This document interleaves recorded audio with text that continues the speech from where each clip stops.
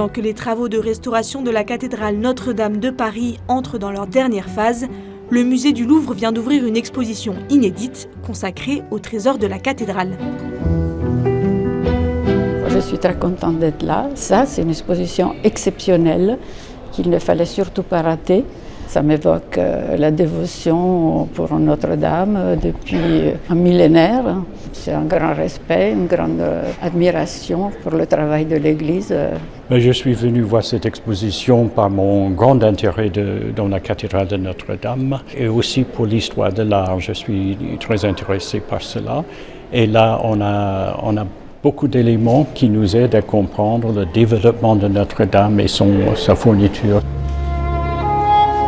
Des reliquaires ornés de métaux et pierres précieuses, un des plus anciens parchemins de l'histoire de France, des tableaux, des peintures, plus de 120 œuvres de valeur inestimable sont exposées. Ces objets ont été sauvés le lendemain de l'incendie à Notre-Dame. Les visiteurs ont l'occasion de découvrir l'histoire du trésor dans le contexte de son histoire millénaire. L'enjeu de cette exposition, c'est de retracer l'histoire de ce trésor. On a ce fil historique, chronologique, avec des recherches qui ont été faites, qui ont dévoilé des pans très inconnus de ce trésor. Et cette exposition, là, c'est une occasion absolument unique d'étudier et de montrer ce trésor avec un autre regard. Les reliques de la Passion du Christ qui font partie du trésor ne sont pas exposées. L'exposition se divise en deux parties.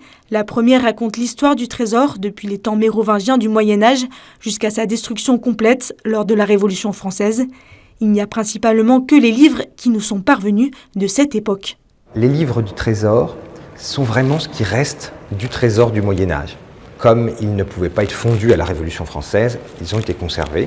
Et certains sont presque dans l'état de fraîcheur qu'ils avaient lorsqu'ils servaient dans le chœur de Notre-Dame. Donc de temps en temps, ils pouvaient être pris au trésor, on les utilisait pour la messe, on les refermait, mais en fait, beaucoup n'ont pas beaucoup été utilisés. Et ce qui fait qu'aujourd'hui, vous admirez la couleur des enluminures, notamment certains roses du début du XVe siècle, on est dans les années 1400-1420, qui sont vraiment formidables. On revit un petit peu ce qui se passait dans le chœur et le sanctuaire de Notre-Dame, avec les célébrations des offices au Moyen-Âge dans le chœur de la cathédrale. Très fragiles, ces livres ne peuvent être exposés que quelques mois tous les 3 ans. Le plus connu est celui-ci. C'est le livre des serments qui était au trésor et que les chanoines, c'est-à-dire le clergé de la cathédrale, prenaient dans le trésor et utilisaient lorsque les chanoines prenaient leurs fonctions pour prêter serment sur ce livre avec le formulaire qui est à l'intérieur pour être installés dans le chœur de la cathédrale. Parmi les objets disparus pendant la Révolution, le visiteur découvre le dessin de ce bâton cantoral. D'après la tradition, il a été porté par le chef du chœur de la cathédrale lors des célébrations et des processions. Ici, nous avons un très beau dessin qui est le projet de ce bâton cantoral de Notre-Dame de Paris. Ce dessin est attribué au plus célèbre des artistes, qui est Rosso Fiorentino. Vous voyez ici les écritures qui montrent qu'il y a l'engagement par l'orfèvre de faire un objet d'orfèvrerie exactement sur ce modèle qui a été donné par les chanoines de Notre-Dame de Paris. Et donc ensuite ce bâton de chantre devient l'un des symboles de Notre-Dame de Paris. La deuxième partie de l'exposition retrace l'histoire de la reconstruction du trésor pendant les périodes de la Restauration et du Second Empire. Le point culminant de ces périodes, c'est le travail des orfèvres français du XIXe siècle, selon les dessins d'Eugène Viollet-le-Duc. L'exposition présente un florilège de ces œuvres uniques. Parmi les objets les plus frappants, il y a ce reliquaire de la Sainte Couronne d'Épines qui est dessiné par Viollet-le-Duc. Donc ce reliquaire est dans un style gothique. La partie supérieure reprend le modèle du reliquaire de la Sainte-Chapelle, qui était fondu mais qu'on connaissait par des documents. Et en revanche, la partie inférieure est totalement inventée. On voit l'imagination de Viollet-le-Duc.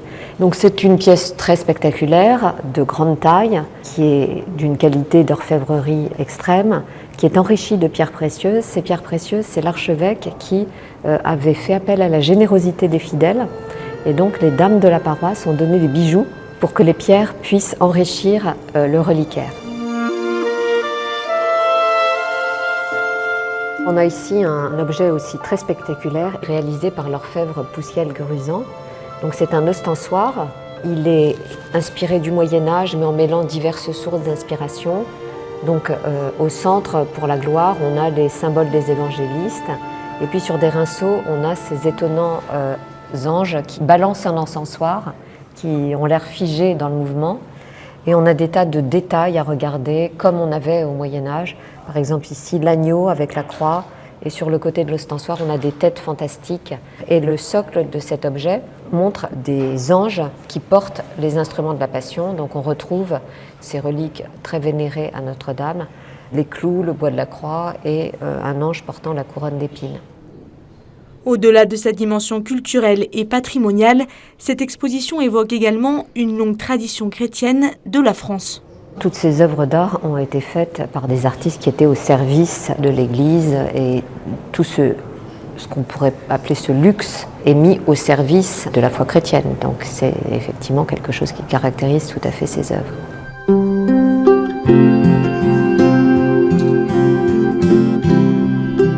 Dans quelques mois, les travaux de restauration de Notre-Dame vont être achevés.